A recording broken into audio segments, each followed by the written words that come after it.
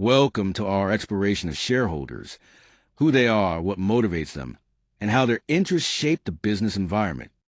We'll look at the different types of shareholders, from those focused on long-term growth to those seeking more immediate returns. We'll also examine the legal rights that protect them and the role those rights play in corporate decision-making. Understanding shareholders is foundational to understanding how businesses are governed, financed, and held accountable. A shareholder or stockholder is any individual, institution, or other entity that owns at least one share of a company's stock. That ownership represents a proportional stake in the business, even if the stake is very small. Shareholders are central to the corporate structure because they provide capital, share in the company's risk, and may receive financial rewards along with certain ownership rights. The key point is simple. Owning shares is what defines a shareholder. Without shares, there is no shareholder relationship. Shareholders fall into four broad categories, and each brings different rights, priorities, and influence. Common shareholders own ordinary shares, usually vote on company matters, and receive dividends after preferred shareholders are paid. Preferred shareholders typically receive fixed dividends first, but often give up voting rights. Institutional shareholders, such as banks, pension funds, and mutual funds, may hold large blocks and significantly influence decisions.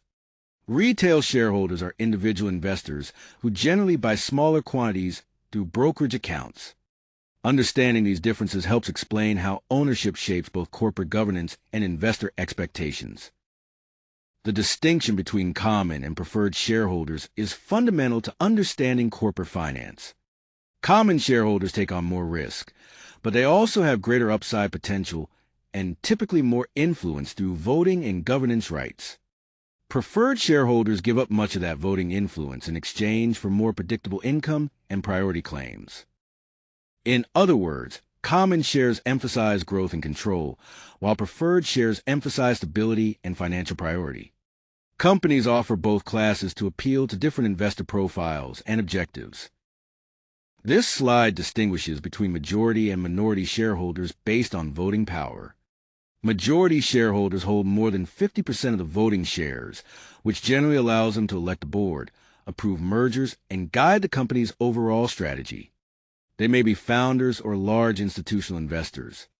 Minority shareholders hold less than 50%, so they typically cannot control these decisions. However, minority status does not mean having no rights. Corporate law provides important protections against suppression, unfair treatment, or actions that improperly disadvantage smaller shareholders. Institutional shareholders are a dominant force in corporate governance because, collectively, they own a majority of shares in many large public companies. Their influence varies by investment strategy. Pension funds manage retirement savings, so they typically favor long-term stability and dependable dividend income over short-term gains.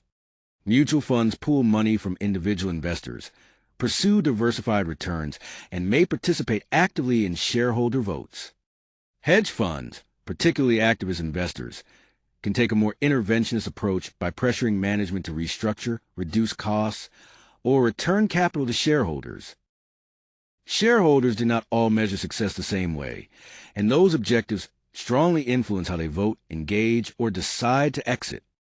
Growth investors focus on capital appreciation, looking for the share price to rise over time.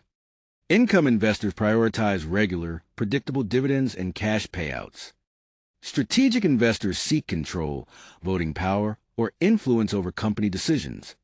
Finally, socially conscious investors focus on environmental, social, and governance outcomes, along with the company's broader purpose. Understanding these motivations helps explain why shareholders may respond differently to the same corporate action. Shareholders hold a bundle of enforceable rights that protects their investment and promotes accountability from management. Voting rights allow common shareholders to participate in board elections, mergers, and other major changes, typically through annual general meetings. They may also receive dividends when the company declares them, with preferred shareholders paid first and access important information such as financial statements and material disclosures. Finally, residual claims apply during liquidation, when shareholders may receive assets remaining after debts and preferred obligations have been settled. Together, these rights provide influence, transparency, and financial protection. Shareholder protections extend well beyond basic voting and ownership rights. These legal remedies are designed to prevent the abuse of majority power and protect minority investors. Preemptive rights let shareholders purchase new shares before they are offered publicly, helping prevent dilution. Derivative lawsuits allow shareholders to act on the company's behalf when directors breach their fiduciary duties. In certain mergers, appraisal rights provide a path to seek a court-determined fair value. And anti-oppression remedies allow minority shareholders to challenge conduct that is unfair or oppressive. The principal agent problem arises when shareholders, the principals, delegate decision-making to executives, the agents. Managers may then have incentives to pursue personal benefits rather than maximize shareholder value. The central challenge is aligning management's interests with those of the owners. Several mechanisms help. Compensation linked to share performance, independent boards that provide oversight, shareholder activism and proxy voting, and disclosure requirements under the SEC and SOX.